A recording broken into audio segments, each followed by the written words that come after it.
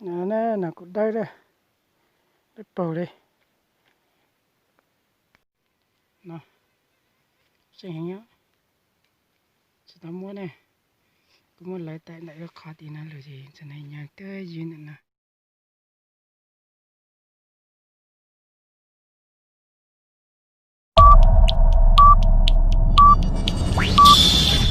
Ten, nine, eight, seven, six, five, four, three, two, one, zero.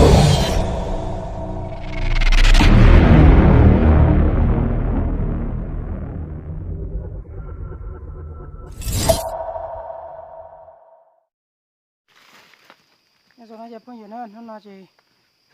có một cái một giờ nó chỉ để chúng ta đợi khơi nó khơi xem mọi chuyện của nó này.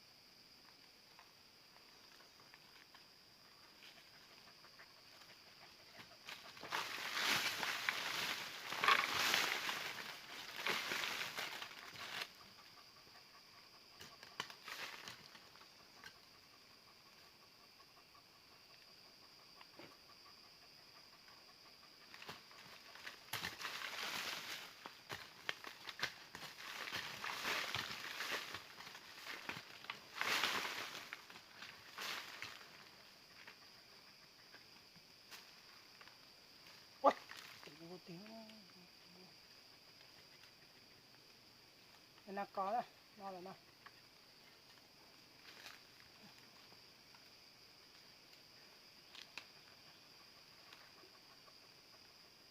Có hết luôn á.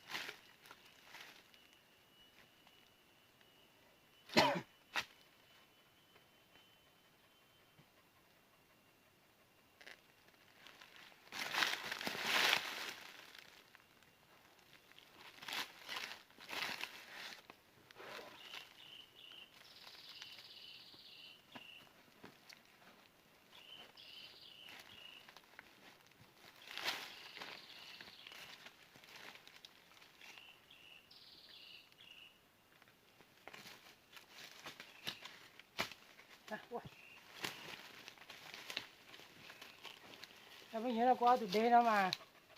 chỉ chạy đấy này tôi khó dù trong trong khơi là được thì bây giờ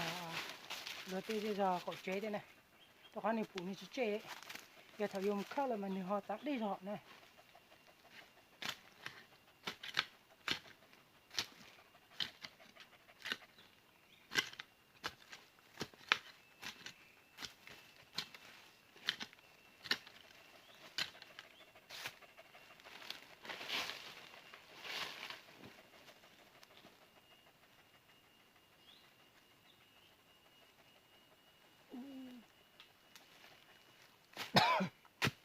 cái phần dưới này là nó mà của tôi khơi đó tụi nào của đâu này tụi nào tụi o này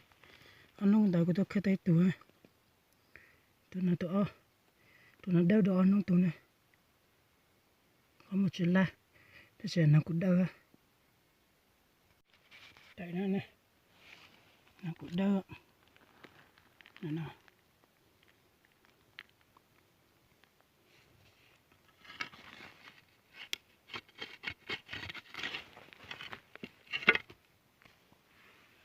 nào của đâu nè đập bò này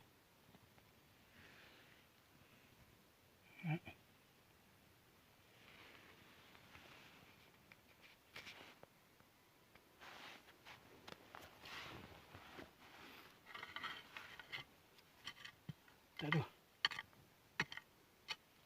wow đập bò à nào của đâu nào xem hình nhá sẽ tao mua này cũng muốn lấy tại lại cái khó tí nào rồi gì cho này nhà cái gì nữa nè thì nào cũng đỡ đập bò không có như này cáiสิ่งที่khó phải không con nè này cũng đỡ nè nào cũng đỡ cho tính không bỏ là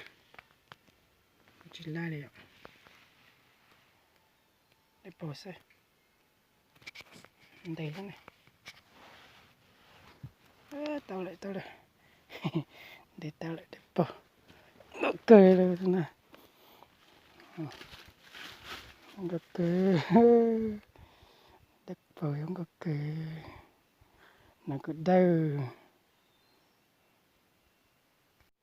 nè nó cứ đau đây đất bỏ đi chạy tao nè nó cứ đau nè đất bỏ đi nè tao lại ta tháo tỏ nó tỏ cũng tỏ miệng đất bỏ đi ta nó cũng đau bầu nữa trong câu cười được nè nhưng mà trong câu tật tài được nè cái tụi nã này cái tụi nã thì là cho tụi xía ăn nó cũng rồi khơi ra tụi mình nhiều cũng đau chỉ chơi này lúc trong là mà chỗ nào cũng đau này trong là chỗ nào cũng đau này thì là cho tụi xía này nhà cái tụi ta khơi ra tụi là ăn nó cũng tôi khơi nào không là chỉ cho nhau lại chỉ plạt trong một số bộ bù nào cũng đau nào xía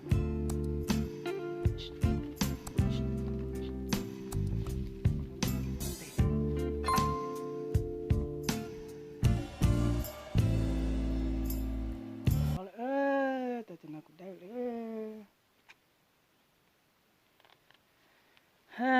nữa tụi nó lại bên mà xin gì đó này chúng tôi gì nè là tụi nó cũng đau lại mà xin gì đó